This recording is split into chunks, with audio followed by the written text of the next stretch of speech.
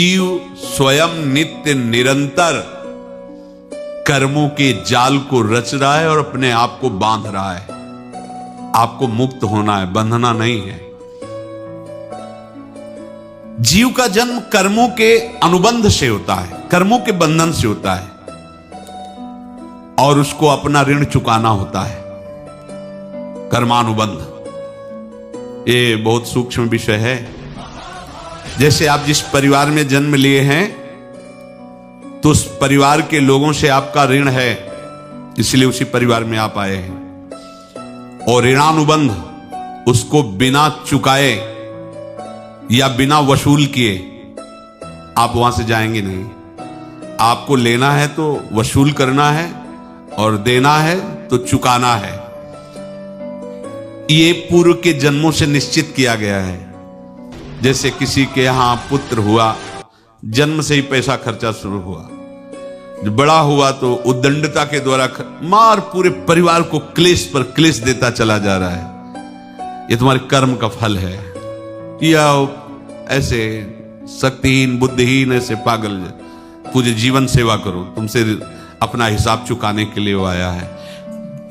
अब परिवार के जो सदस्य जुड़े आके, मतलब पत्नी आते ही पूरी हृदय में आनंद, परिवार में आनंद, और जीवन भर वो आनंद ही सुख देने के लिए उसका जन्म हुआ। वो अपना ऋणानुबंध मुक्त, और आते ही भयंकर क्लेश खड़ा कर दिया, बीच में दीवार और झगड़ा वैसा, फिर अतरे दिन मारपीट शुरू, कलह अशांति, पूरा जीवन नरक हिसाब करने आए। यहां ऋण चुकाए बिना कोई जा नहीं सकता, ऋण चुकाना पड़ेगा। किसी का ऋण वसूल करना है तो किसी को ऋण चुकाना है, दोनों काम करने होते हैं। अनेक जन्मों में अनेक लोगों के साथ हमने जो बर्ताव किए हैं, अच्छे या बुरे, वो होंगे। अब किसी आदमी को हम जानते नहीं, अचानक मिला, अचानक टक्कर लगा और मार पीट गाली गुप्ता सब कर दिया, चुपचाप सह लो। क्यों? ये आपका हिसाब है, पूर्व का हिसाब। हमारा उससे कोई द्वेष नहीं, कोई संकल्प नहीं। अचानक घटना घटी और हमसे द्वेष करने लगा, हमें पीटने लगा, हमें गालियां दे, ये हिसाब है, चुपचाप सह जाओ। अपने घर का भाई ही भारी दुश्मन बन गया और क्लेश दे, हिसाब है। एक प्रभुदत्त ब्रह्मचारी जी की वाणी में पढ़ा था, एक महात्मा जी भ्रमण करते थे तो उस समय असरफियां चलती थी, मोहरे असरफियां, तो उनको भेंट में देते लोग। तो या तो ठाकुर सेवा में लगे तत्काल, या संत सेवा में तत्काल लगे, उसका संग्रह करके डोलना ये ठीक नहीं है बैरागी के लिए, सिद्धांत में ये ठीक नहीं है। तो जब 2, 4, 6, 8 ऐसे मोहरे हुई तो उन्होंने विचार किया कि और भ्रमण करके जब काफी मोहरे हो जाएंगी तो प्रयागराज में जब कुंभ पड़ता है, एक बार पूरे सब अखाड़े के संतों को, अलग अलग संप्रदाय सब संतों को बुलाएंगे और सबको पुआएंगे। अब साधु है तो यही विचार करेगा, और क्या विचार करेगा। तो उन्होंने ऐसे डंडा बनवाया, बेंत, जो ऊपर से चूड़ीदार और भीतर पोला, और मोहरे उसमें डालते गए। और भ्रमण, जहां जहां श्रद्धालु भगत सबके यहां जाना और इच्छा रखना कि एक मोहर तो दे दे दक्षिणा में। कामना कोई भी हो वो बांधती ही है, ध्यान रखना। इसीलिए प्रभु जो चाहे वो करे, अपनी चाह नहीं रखनी चाहिए, अपनी चाह प्रभु की चाह में मिला देनी चाहिए। धीरे धीरे वो छड़ी भर गई। भ्रमण करने वाले महात्मा चूड़ी लगाई, इंतजार करते रहे। जब प्रयाग का कुंभ पड़ा तो चले। तो रास्ते में एक गांव में पूछा जाता है, जैसे कहीं रुको कि कोई श्रद्धालु ऐसा है जो संत सेवी है। तो कुछ लोगों ने बताया, हाँ एक परिवार है बहुत संत सेवी है और आपको मिलाते हैं उनसे। आइए महाराज, घर में रुका, खूब अच्छा हलवा पूड़ी पवाया, और जो घर के मालिक थे चरण दबाए। चरण दबाते दबाते उनकी दृष्टि पड़ी उस डंडे पे, इतना मोटा और ऊपर से कुछ चूड़ी सी भी नजर आ रही। इस डंडे में तो कोई रहस्य है ही है। अब महात्मा जी को खवा पिला के सुला दिया। महात्मा जी जब सो गए तो पत्नी से धीरे से कहा, वो डंडा लाओ बाबा जी का डंडा। वो चूड़ीदार जो ही खोला पलटाया तो सैकड़ों मोहरे। ऐसे संत रोज पधारे भगवान, तुम आनंद हो जाए फिर क्या। पत्नी से कहा, नाप के कंकड़ लाओ। वो तो महात्मा जी तो खाए खीर पूड़ी, आराम से सो रहे। रात में पूरी प्लानिंग करके उसमें कंकड़ भर के चूड़ी लगाकर सिराने रख दिया, सारी मोहरें हटा ली। महात्मा जी आराम से छड़ी उठाए तो वजन पक्का। वैसे बड़े लोग चतुर होते हैं, पर ये नहीं जानते कि कर्म कितना भयानक होता है। और उनकी कोई संतान नहीं थी, पर धन में इतना प्रेम उनको था। बहुत सावधान साधु महात्माओं के पास जो अर्थ है, गृहस्थी अगर आता वहीं से है, पर अगर उसको जोर जबरदस्ती या किसी छल कपट से, तो वो उसका विनाश ही करता है। आज तक का प्रमाण है। अब उनको ये भाव पता नहीं होगा, या पता होगा तो लोभ के कारण वो उसको मान नहीं पाए होंगे। महात्मा जी गए प्रयाग में, किसी अखाड़े पर रुके और वहां प्रार्थना की कि कल जो है संपूर्ण अखाड़ों का निमंत्रण किया जाए और सब संतों को भोग पवाया जाए और उनको दक्षिणा भी दी जाए। महंत ने सोचा कि बहुत बड़ा है तो उत्सव है, क्योंकि प्रयाग में कितने हजारों संत महात्मा सब।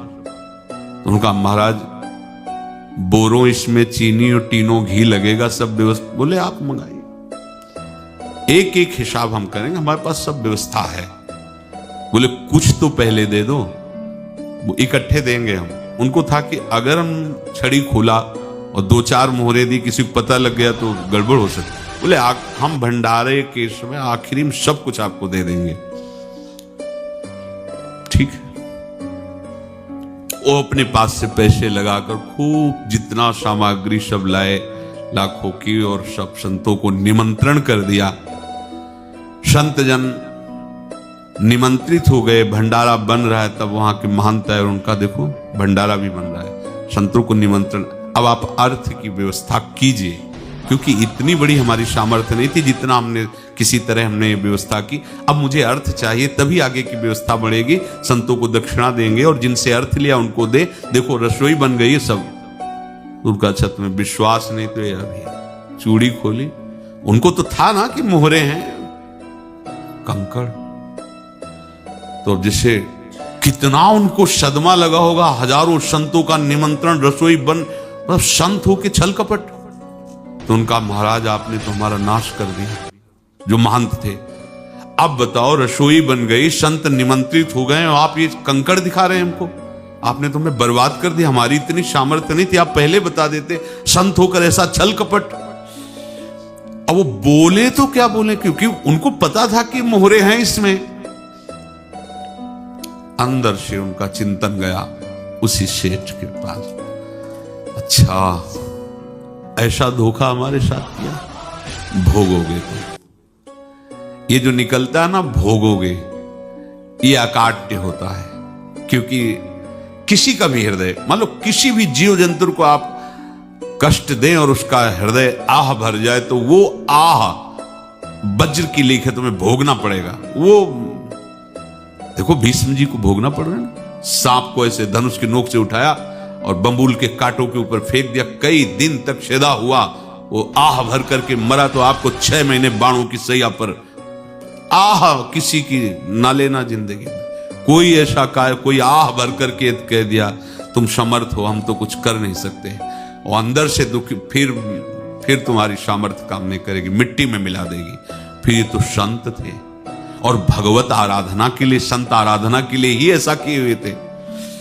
अब इनका कैसे मुंह दिखाएं, अब क्या करें। सुबह संत जन आएंगे, सबके बीच में हमारी कि देखो इन्होंने, अब क्या करें।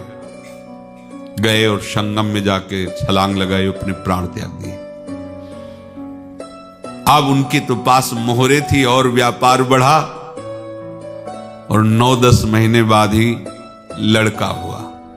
अब तो उनको कि संत फलीभूत हो गया। देखो व्यापार चल रहा, लड़का नहीं होता था, लड़का भी हो गया। बड़ा आनंद छा रहा है।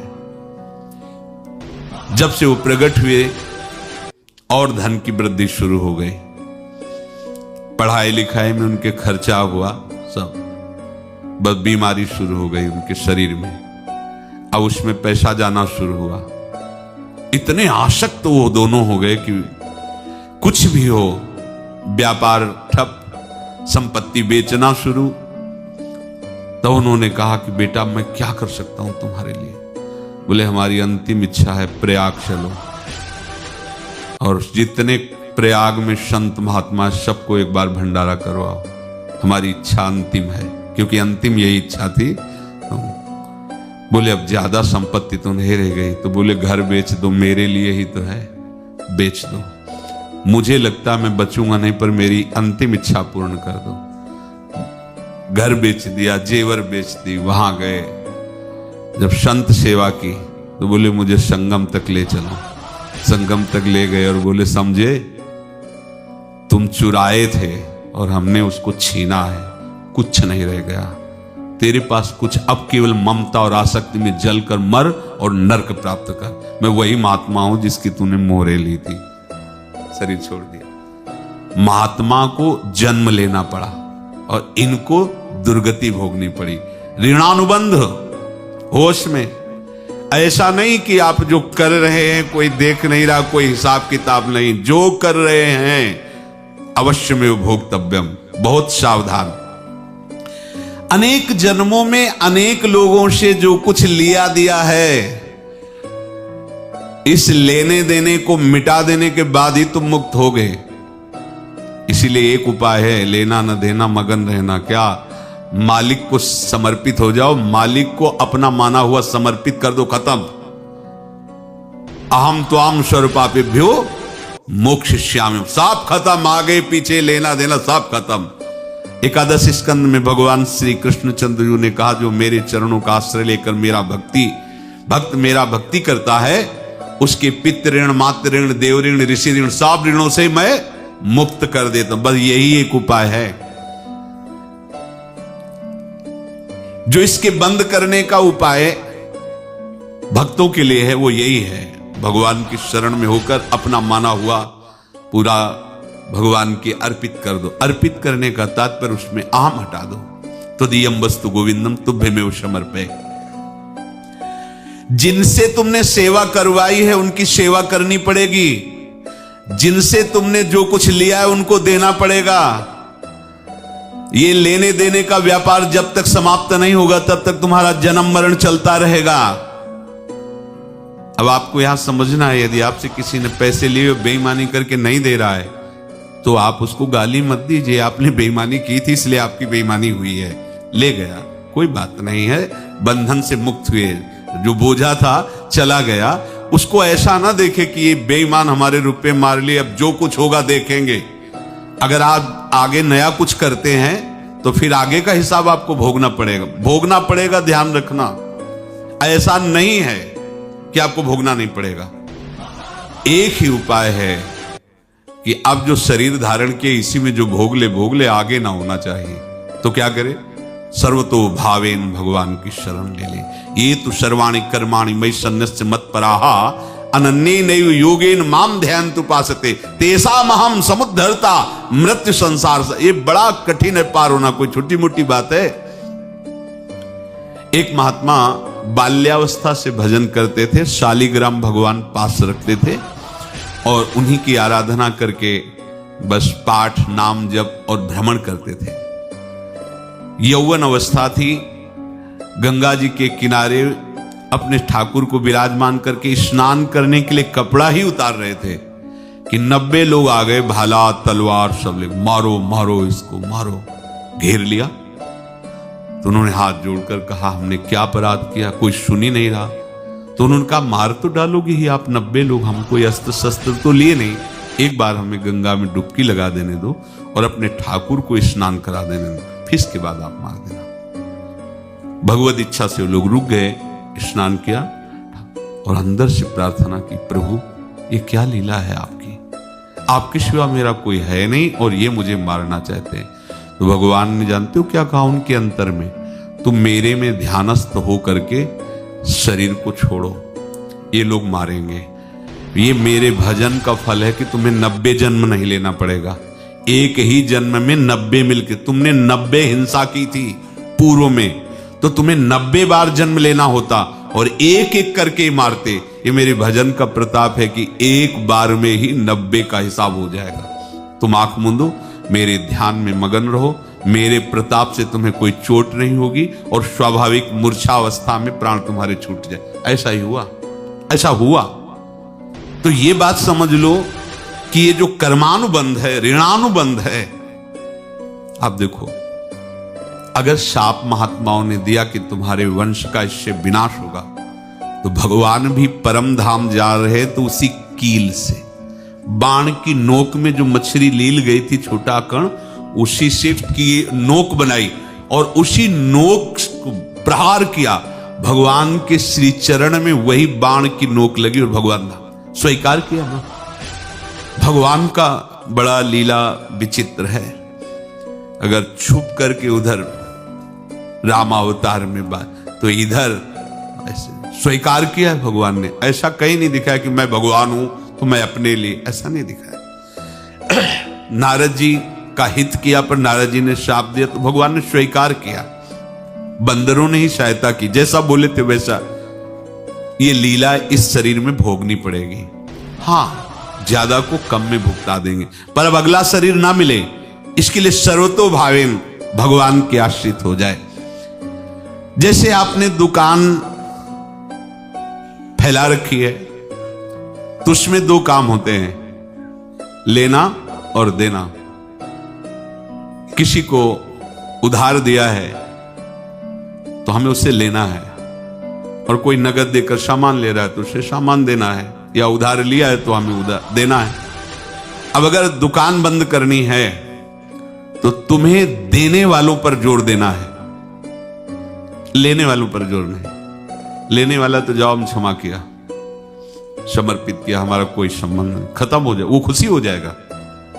लेकिन देने वाला, तुम अगर दुकान भी उठा दोगे तो जहां भी रहोगे तुम्हारे पास वो आएगा, लाइए हमारा। तो देने पर नजर रखिए, जिसका जिसका हिसाब है वो आपके सामने आता जाए, हटाते जाओ। लेने पर नजर मत रखिए और दुकान फौरन उठा दीजिए, नहीं अगर लेते देते रहे तो चलता रहेगा। आगे चलकर कुछ लेना न देना, मगन रहना बस अपने प्रभु के चिंतन में। अब हम कैसे जाने कि किसको क्या देना है, हमें क्या पता? तो हम पूरा हिसाब जिनको पता है उनको दे देते हैं। समझ रहे हो? उनको पता है क्या लेना है क्या देना है, तो इनके पास पहुंच गए, सरकारी हिसाब से सब बराबर कर देंगे। हमको अपनी जिम्मेवारी इनकी चरणों में समर्पित कर देना है, तभी हम जीवन मुक्त होंगे। ये रहस्य की बात है। प्रभु कह रहे हैं, यस्य सर्वे समारंभाः काम संकल्प वर्जिताः ज्ञानाग्नि दग्ध कर्माणं तमाहु पंडितम बुधाः। जिसके संपूर्ण कर्मों के आरंभ संकल्प और कामना से रहित हैं, तथा जिसके संपूर्ण कर्म ज्ञान रूपी अग्नि से जल गए हैं, उसको ज्ञानी जन भी पंडित कहते हैं, बुद्धिमान कहते हैं। पूज्य श्री भाई जी महाराज कह रहे हैं, जैसे वहां ज्ञानाग्नि से दग्न कह रहे हैं, तो अपने वृंदावन वासियों का प्रेमाग्नि से सब कर्म संस्कार दग्न होते हैं। जिस समय आपके हृदय में भगवत प्रेम का प्रादुर्भाव होगा तो लेश मात्र कभी तुम्हें दुख नहीं भोगना पड़ेगा। प्रेम का प्रादुर्भाव होते ही दुख का नाश हो जाता है, महासुख। जब प्रेम का प्रादुर्भाव होगा तो समस्त पाप भस्म हो जाते हैं, अशांति नष्ट हो जाती है, संसार ज्वाला स्पर्श भी नहीं कर सकती है। जब भगवत प्रेम का प्रादुर्भाव होता है तो हो सकता है उस उपासक के जीवन में दुखों का पहाड़ टूट पड़े, परिवार खिलाफ, शरीर रोगी, अव्यवस्था, बहुत बहुत कुछ, सब कुछ। कह रहे हैं इतना सब होने पर भी उसके हृदय में कोई भी दुख नहीं होता। ये ऐसा सामर्थ्यशाली भगवत प्रेम है। भगवान के चरणार बिंद का जिसके हृदय में प्रेम है, भारी से भारी दुख भी उनको विचलित नहीं